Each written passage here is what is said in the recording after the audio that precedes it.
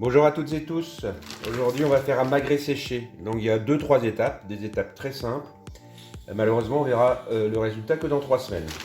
Donc, on commence par prendre un plat dans lequel on dépose du gros sel pour avoir environ 1 cm d'épaisseur. Ici, on a un beau magret.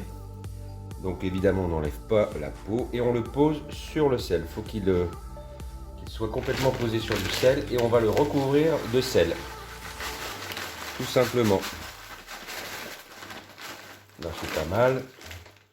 Du gros sel de je ne sais où.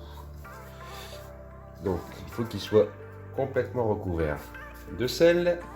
Et ensuite on prend tout simplement un couvercle ou un papier étirable, un film étirable.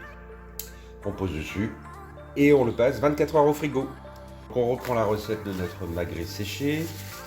Finalement j'ai mis du papier étirable et on va retirer notre magret qui a déjà bien durci et on va le laver sous l'eau. On pose le magret sur le papier absorbant et on vient avec le papier absorbant le sécher au maximum en tapotant de cette manière.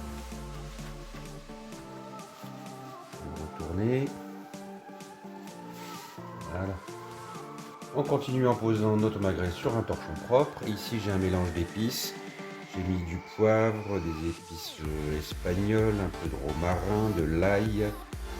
Voilà, vous mettez ce que vous voulez. Vous prenez votre mélange à épices et vous venez saupoudrer votre magret de cette manière, un peu partout et des deux côtés.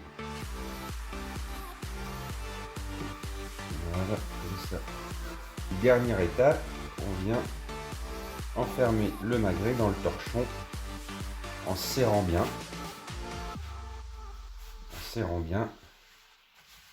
complètement le magret. On va lui faire un retour comme ça